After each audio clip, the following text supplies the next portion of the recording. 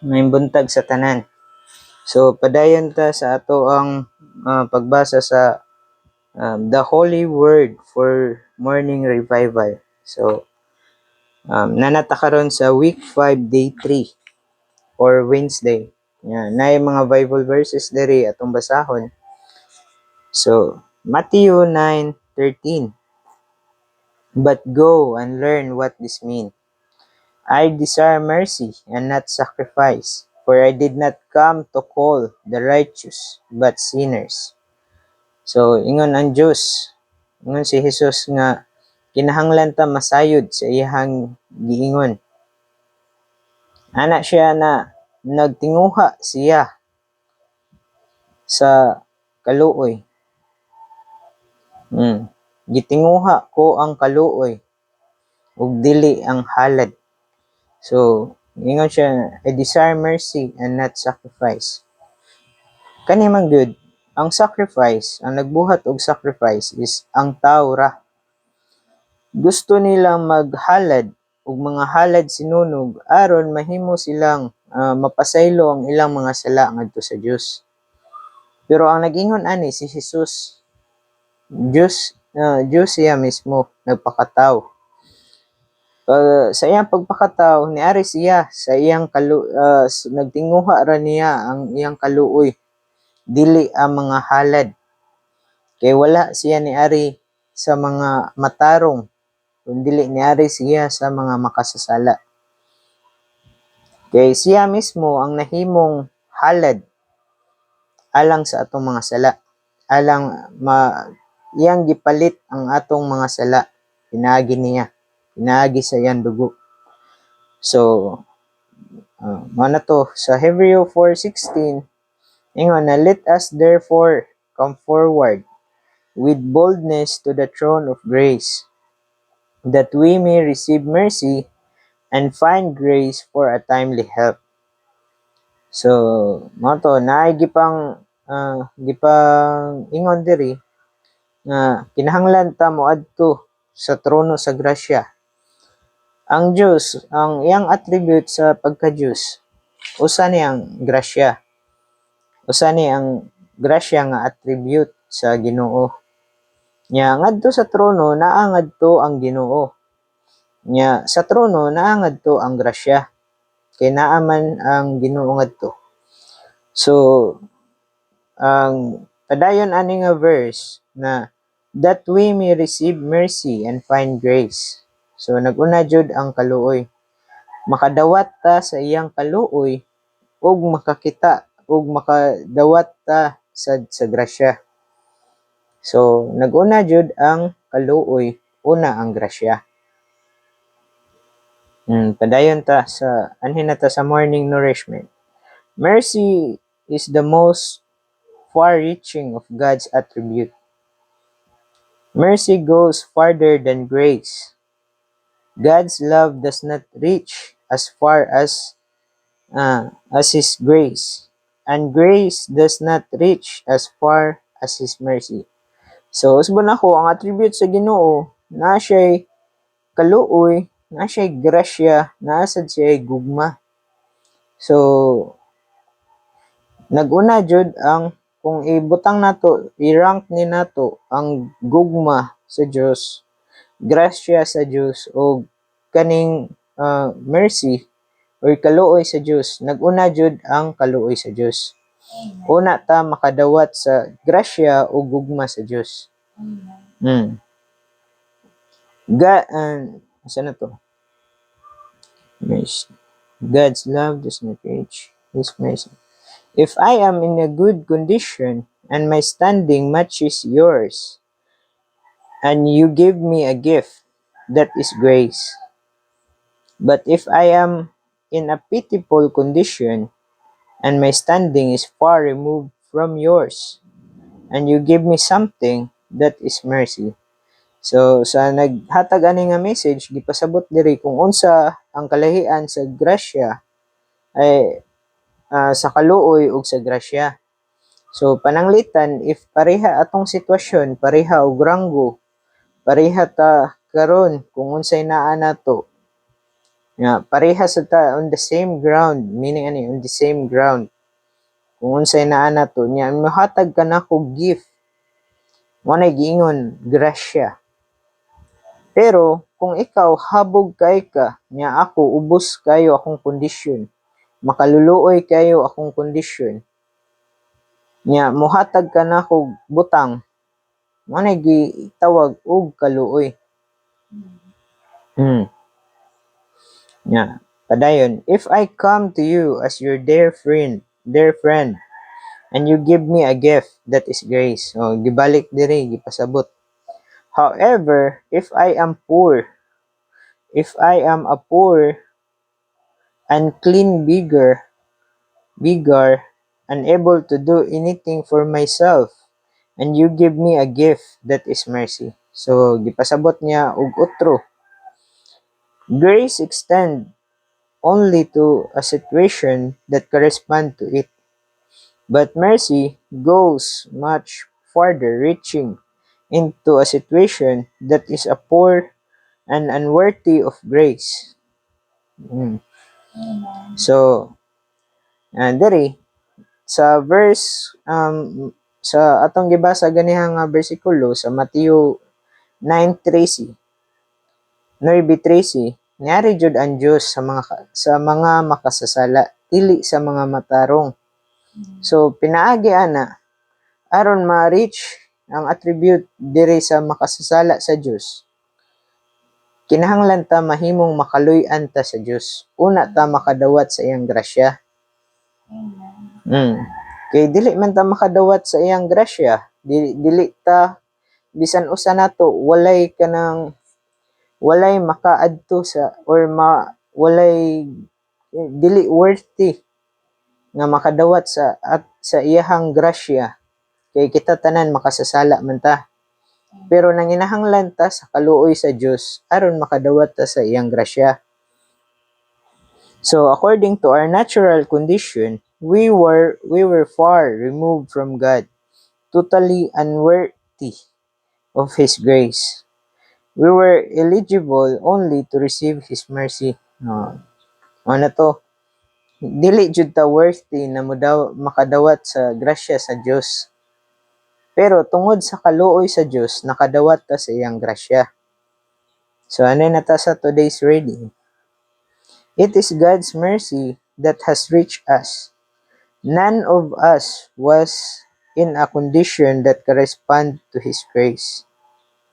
We were so poor and pitiful that there was the need for God's mercy to extend to our fallen condition. Kay hulog man ta nga tao makasasala tungod sa sala nga atong nadawat gikan sa mga nag-una nato, hulog ta na mga tao. Nya dili jud ta worthy na makadawat sa grasya sa Dios. Pero tungod sa kaluoy sa Dios, maari nato ang grasya sa Dios. Mao ni ang gipasabot diri. So God's mercy has brought us into His grace. Ano to kung gingon? How we need to realize this and worship God for His mercy. So ano to? Pagka-realize o daig sa Ginoo sa iyahang kaluoy. Even now, after being saved and having shared in the riches of God's life, we still in some ways are in condition that needs God's mercy to reach us.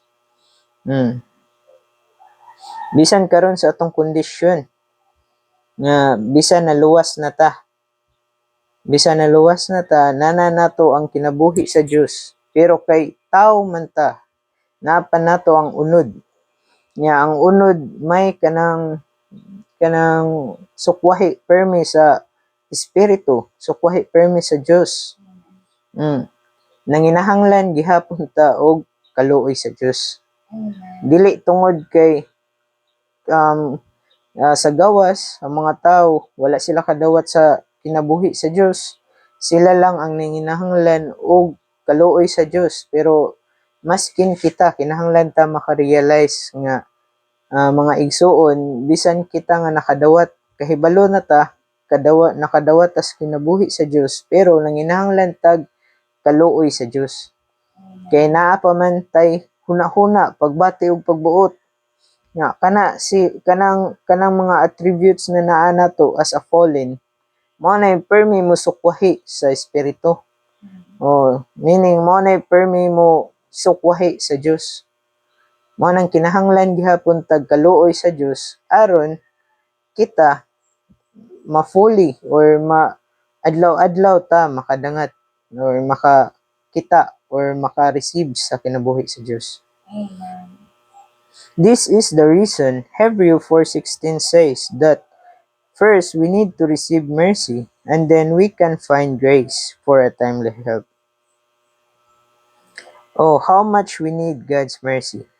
It is always God's mercy that qualifies us to participate in His grace.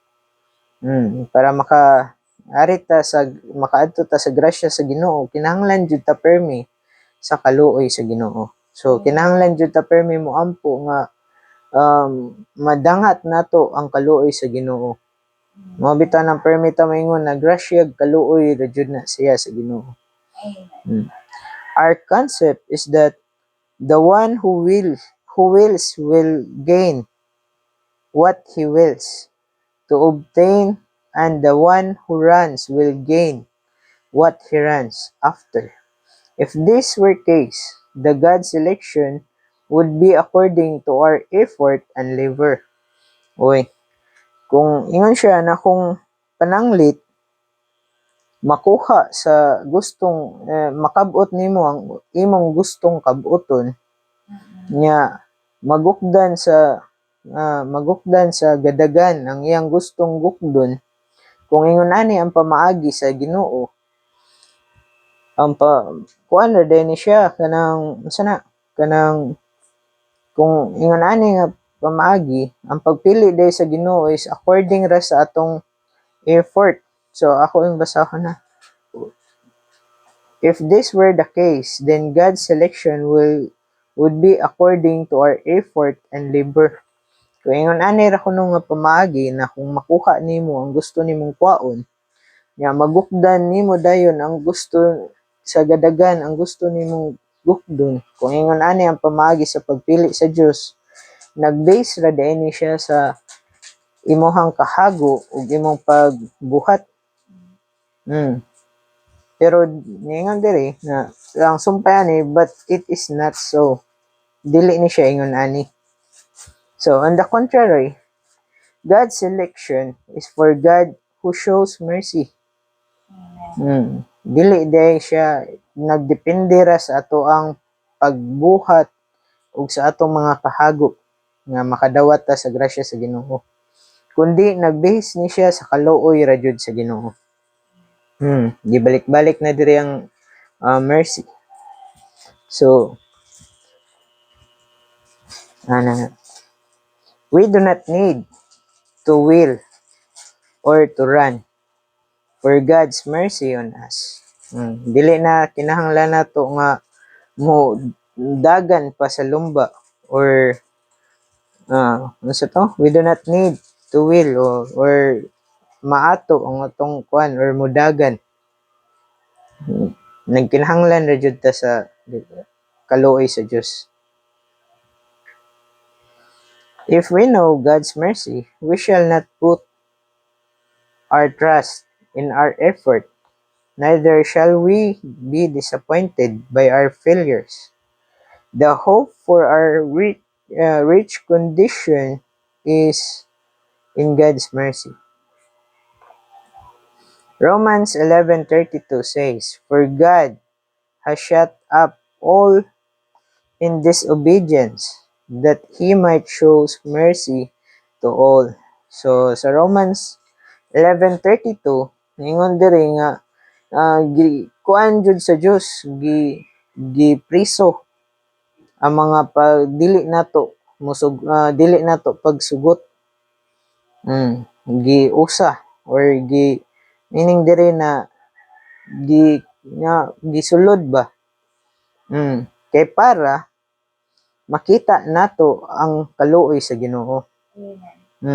ay para mapakita sa Ginoo iyang kaluoy diri nato. So kung nakabantay ta sa ato ang kondisyon, grabe kay ta nga kanang masinupakon, dili mo tuman, dili mo sugot.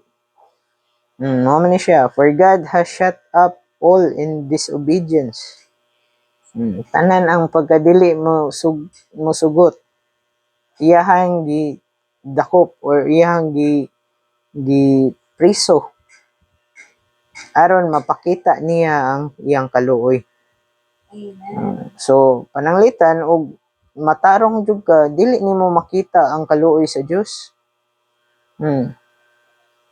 Kay makaingon maka na nga sa imong kinabuhi pananglitan nindot na kaayo, imong kinabuhi hapsay han-ay na kaayo, nya wala na kay problema, dili nimo makita ang kaluoy sa Dios. Dili sad nimo makita ang grasya sa Dios. Di pod nimo makita ang gugma sa Dios. Kay na naman nimo tanan. Pero kay tungod gibutang ka sa pagkahulog na to the point nga nanginahanglan jud ta og Dios. Mao nang sa atong pag-ampo or sa the more ta magkanang long sa atong heart, makita jud nato ang kaluoy sa Dios. So man's disobedience affords God's mercy and opportunity. And God's mercy brings man salvation. Ang kaluoy sa Dios nagdala sa tao sa kaluwasan. Man, how marvelous is God's mercy. Praise the Lord. God's mercy and His grace are both the expression of His love. Ang kaning kaluoy sa Dios ug ang iyang grasya, expression ra ni siya sa gugma sa Dios. When we are in pitiful condition, His mercy reaches us and bring us into state where He is able to favor us with His grace. So, magkuyog dyan siya ang kaluoy, maguna ang kaluoy, dayon grasya, dayon ang gugma sa Dios. So, dili na nimo makita kung dili ka maglong ani nga mga butanga. Luke 15:20 to 24 says that when the father saw the prodigal son returning, he had compassion on him. So, ang prodigal son, kung ato ning i-tan-aw sa i-tan-aw nato balik, kaning anak nga usa ka mausikon, mao man siya prodigal son. Iyahang amahan usa jud ka kanang naa tanan, dayon ang unsa na ang naa sa amahan para sa iyang gikuha. Unsa na ang kanang unsa ni Bisaya ng yaman ko kanang kabutangan ba na maimuha.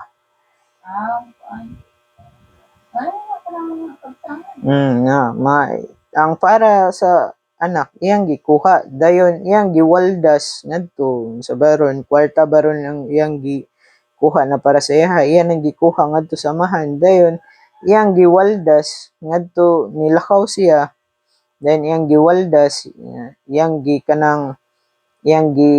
pangita, iyang kalipay ngadto ibutang nato nya hantod nahurot ang iyahang kwarta, hantod nahurot iyahang tanan kabutangan niya, dayon hantod sa nagkanang ubos na kayo iyahang sitwasyon, low na kayo yung sitwasyon, nahantod na gani nga mukaon na siya bisag pasaw kanang sa baboy gani, musaw na siya kaon ana sa baboy. Grabe na kayo ka low iyang kondisyon ato nga time.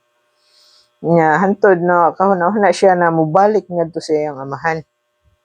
Nya pagkakita sa iyang amahan, gisukat din siya na lipay kayo iyang amahan sa pagkakita niya.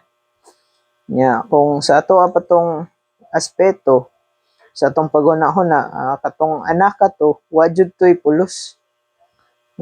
Dili niya karapat dapat ang gugma nga mahatag sa amahan. Pero ang amahan pagkakita siyang anak nga nibalik, grabe kayo ang kalipay. Gidawat siya, gani gisulob niya ang katong robe. Nga gikan sa iyang amahan niya, gipakaon pa jud siya, gilutuan pa jud siya kanang pinatambok na baka. Ingon ana sa datong sitwasyon, mga igsoon, nga naman dire gingon na kanang night time nga atong sitwasyon is kanang mapul-an ta sa atong church life ba. Nya humapul-an na ganito sa atong church life, mangita na din taglingaw ngadto sa kalibutan. Nya to the point nga kanang kay tungod kay kuan maka nakadangat mo kas kinabuhi sa Dios. Nasay time nga kanang unsa na kanang murag imong conscience ba mo tumaw. Nya dayon makaingon ka na grabe day ang kalibutan. Nga murag grabe na kayo ka makasasala. Nya hantod tungod kay ang gipasabot diri nga balay is ang church man, ang iglesia. Moabot jud sa time nga mapul-an ka sa kanang imong kalipay. Mubalik ka ngadto sa balay. Pero sa pagbalik nimo sa balay, walay mo kasaba nimo ngadto. Abi-abihon gihapon ka sa mga igsoon. Ingon ana ang gugma sa Dios. Dawaton gihapon ka sa Ginoo. Bisan unsa pa nato ka makasasala, kung kita mo accept ta sa atong makasasala, mo unsa na, mo balik ta sa Ginoo, dawaton gihapon ta sa Ginoo. Kay karon ang unsa na, ang dugo nga giula sa Ginoo para sa ato ang mga sala is unlimited. Pwede kini bisan kanus-a or bisan asa ka nga sitwasyon, pwede ka magpahugas balik pinaagi sa bililhon sa dugo sa Ginoo. Amen. So, finance. Ano na to? This is the deeper mercy and expression of the Father's affectionate love. The Father clothed His Son with the best robe and fed Him with the fattened calf. This is grace, which also manifests Father's love. So, mao na to, pagkakita niya sa iyang anak, naluoy siya. Kinsa may dili maluoy nga nibalik imong anak, hugaw kayo niya, niwang kay tanan. Na siya kaluoy, iyang gidawat balik iyang anak. Nya katong pag sulob niya og robe og pagpakaon sa iyang anak og kanang pinatambok nga baka, mao toy grasya. Gingon diri na this is grace nya which also manifests Father's love. So kaning kaluoy sa Dios nya dayon grasya sa Dios, mao ni siya kanang murag gihol siya sa gugma sa Dios nga para sa atoa. Mao ni example diri sa katong prodigal son. Nya ang amahan adto signify siya ni Christ or sa atong Dios. Nya pagbalik nato ngadto sa atong balay, gidawat gihapon ta sa Ginoo. God's mercy reaches farther than His grace, bridging the gap between us and God's grace. Often, because of our pitiful condition, we need to receive mercy before we can find grace. We come to the throne of grace, like beggars, in somewhat the same condition as was the prodigal son when he came to his father. When we come to the throne of grace, we may have the sense that we are pitiful and say, Father, I am not worthy of anything. But the Father may say, "You are unworthy, but I am merciful." So mo na to pagkakita pagduol niya usa na siya kahugaw niya, mura siya beggar. Dili jud siya makaingon ta na dili jud ta worthy sa grasya sa Dios. Amen. Pero ang Dios ingon siya na usa ko ka makaluluy-on. Nga iyang maluluy-on mo'y nag-bridge nato adto sa iyang grasya. Amen. Mercy brings me to you that I may clothe you with the best robe. God's mercy is always available to us. Amen. Anhirot taman. So mga igsoon, kinahanglan jud ta nga bisan sa atong kondisyon, bisan na naabat taroy kanang sana sa atong sulod ba murag naay something wrong jud. Kinahanglan jud ta mangayo og kaluoy sa Dios. Nanglan jud nato pangayoon ang iyang grasya ug kaluoy diri nato. Kay para kita mapatin-awan sa ato ang mga butang nga dili nato masabtan. Nya dili man sa ingon nga kahibalo na ta or nanata sa church or nanata sa iglesia, nanata sa balay sa Dios. Dili ta makaingon nga kanang luwas na ta sa kanang humana ta gikan sa kaluoy sa Dios. Pero tungod kay tao pa ta, napata ning kalibutana, nanginahanglan gihapon ta kanunay sa iyang kaluoy. Amen. Kay daghan og temptation karon sa kalibutan. Kinahanglan jud ta mapatin-awan ani nga kinahanglan bisan kuan dili lang ta pa chill lang. Kinahanglan ta og grasya og kaluoy sa Dios. Amen. Amen. Praise the Lord.